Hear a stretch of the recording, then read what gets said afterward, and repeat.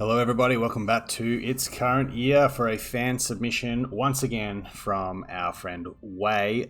Today's game is on Duskwatch Plateau and he's taking on Gojira. So two pillars of the Total War community taking on one another. Way is playing Yvresse, or the High Elves, but the Yvresse faction more specifically, and Gojira is playing the Greenskins. We'll have a look through Gojira's army first. So 4 Spider Rider Archers, the Forest Goblin Spider Rider Archers, really annoying unit. Obviously with the poison missile attacks, decent speed, not the fastest sort of fast cav, skirmish cav, but a decent unit in the late game as well when they've used their ammunition. We have a rather interesting pick here, the Snotling Pump Wagon with flappers. So obviously they have a number of chariot options, but basically they have this with their charge animations they get added charge speed and charge bonus, and obviously good knockback, so they're good at punching through the front ranks and that kind of thing. We have a Black Orc Big Boss up on his boar. Looks like he has just taken the Rabble Rouse ability. No, he hasn't even taken the Rabble Rouse. That's very interesting. So he's just taken the Immune Psychology on himself. We've got an Orc Shaman here with Brain Burster, as well as Here We Go, it looks like. So melee attack and some explosion damage. And we've got Grom on his Chariot. Very good duelist, very good anti-infantry, but a good one-on-one duelist as well. Great items for dueling. Obviously the Great Un is here with leadership and melee attack as his sort of buff effect, and Language of the Boys. So that's giving immune psychology there. So I guess that's the reason why the Rabble Rouse has been taken off of the Black Orc, but he's a bit of a terror, Grom for sure. And then our infantry up on the hill here, just a couple of cheap goblins on the flank, some big uns in the center, and 2 Black Orcs. So fair bit of punch here, as well as the Night Goblin ROR with their fanatics. For Way's forces of Yvresse, he's got 4 Silver Helms with shields in the front. So decent cavalry. Obviously, a very nice charge bonus. Pretty good stats while martial prowess is active. Shield block chance, good armor. A good cycle charging unit. They actually trade upwards with a lot of similarly priced cav, just basically because of their stats and their charge bonus. Not a dedicated anti-infantry, or despite what the tooltip says, or anti-large, and don't really have a ton of AP, but you can rack up value if you can micro them efficiently. And we've got a little sort of high elf castle here, making use of the terrain. This is a very sort of undulating map, but we have the Everqueen's Court Guards up here with their obviously laser beam bows, magical and fire damage. So it'd be obviously you have some decent targets here with Grom being weak to fire through regeneration, and then just pretty cheap infantry, couple of units of spearmen here, 4 in total, as well as a unit of Phoenix Guard. So there is some holding power here, but not a ton of killing.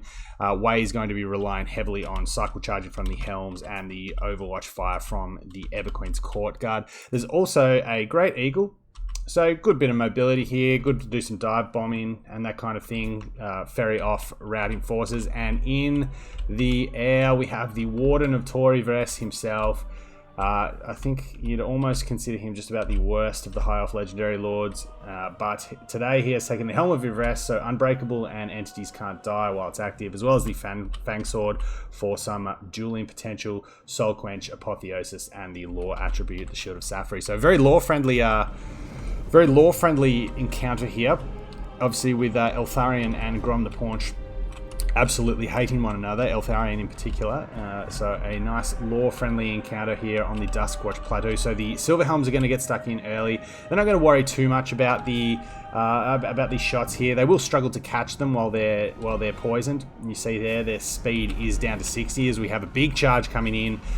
This unit of Silver Helms from Way getting a little bit isolated, and you see the flappers here really doing some good damage. Here We Go probably wasn't necessary there, to be honest, and the Great Un is here, so I guess at the very least Way's managed to bait out a few abilities that will go on cooldown now as Eltharion comes to do some scouting, probably just looking for some Night Goblins. These are still hidden, but probably just looking for some archers and the kind of thing. So a Soul Quench going down the flank here will kill a few Black Orcs, will knock off a few big uns, so not the worst cast here. It's quite a it can actually pierce ranks quite well, Soul Quench. It's not the worst magic missile going around. And now the flappers are getting sort of pulled back into the spear line, and the Everqueen's Court Guards will no doubt begin going off. So a Apotheosis coming down just to keep Eltharion healthy, as he sort of suffers a fair bit of fire from the Forest Goblins. He has a decent amount of armor. He's not going to be too worried about that. It can stack up over time, but we see now the las cannon shots from the Everqueen's Court Guard raining into the Black Orcs. We did get a brain burst coming down here, and the Helm of Yresse has been activated on the Silver Helms. And you see here, despite losing a lot of damage, they're down to half HP, being unbreakable and refusing to die as the Spearmen come in and really pin them in. And this is potentially very dangerous. There's a lot of value for the Greenskins here. Grom is tied up in the mass of the Silver Helms now. All the Flappers really will rely on charge bonus. They don't have a great sort of stat line to sit in combat. They really need to be going through lines of infantry, as the infantry lines do meet for the two forces. Getting a little bit bunched up here on these Spearmen, but a nice cast of the loons coming down from the 8-peak loonies. Not probably doing a lot of damage to the intended target, but it will kill off a few models. And we see here 2 units of the Flappers. Groms have been routed off, and a very low leadership unit, so they probably might struggle to come back. Grom is now tied in. Eltharion is really seeking vengeance here for his poor old dad that was killed by I think it was killed by Grom's sorcerer, more specifically. But yeah, a pretty pitched battle going down here. The Black Orc Big Boss, really more of a duelist than a crowd clearer, so he'll get through the Silver Helms pretty well, but it won't be a sort of time efficient or particularly cost efficient trade. And now we see Eltharion just absolutely wailing on Grom. Apotheosis is active, and Degradun is here, being popped earlier. Probably could have been potentially pretty handy in this circumstance, but was wasted on that unit of Silver Helms earlier. And Grom, I don't think is going to be coming back. Sub 200 health, and probably going to just be killed now. Yep, there goes Grom. That's a massive pickup early in the game. Still a bit of leadership left. I mean, this Orc Shaman as well was riding with the Flappers, so he's been routed off.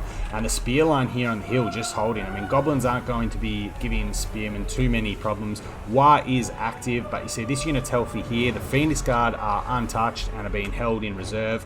Apotheosis once again going down now Eltharion to keep him quite active, as we see a Soul Quench coming to target the Black Orc now, but that was a whiff. It might have actually taken out a few Silver Helms, but the Pump Wagons just can't stay in sustained combat. And a nice use of, this unit of Silver Helms is obviously pretty broken themselves, but just using it to keep them in the fight and allow the 12 remaining unit models just to make sure that gets broken off.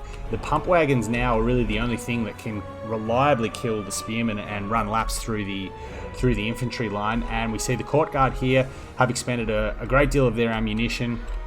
The infantry line is faltering up on the hill. The Phoenix Guard will have no problems fighting the remnants of these Black Orcs, and even over here, these Black Orcs have been broken off. A nice use of the loons on the Court Guard here, but the Court Guard honestly here should probably just stand and fight. Eltharion can possibly come in and help clean them off. They are obviously unbreakable, but 4760 is a pretty handy stat line for a high DPS shooting unit. Certainly more so than even the 8-peak loonies or the Warlord's Birds. I forget which one they are. As a Brainburster does go down, doing minimal damage to the Phoenix Guard, and pretty much at this stage, Gojira just has to throw the paint at the wall and see what sticks. He's got to try and goon down them, try and get a bit of an alpha strike going and break the front line. These Spearmen have held the line against the dirty little Goblins up on the hill. As you see here, I mean, I'm surprised they're actually losing 1-1 against the Night Goblins.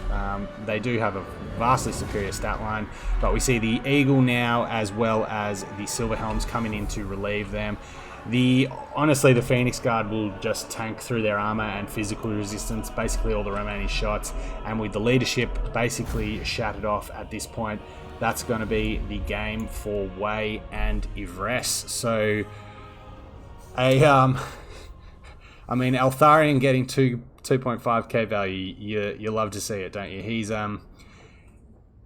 in a really weird spot, Eltharion. He pay a real premium for characters that are fighters as well as spellcasters, and in a roster that has a number of pretty decent legendary lords and access to lord level generic magic users, it's very hard often to justify the cost of Eltharion.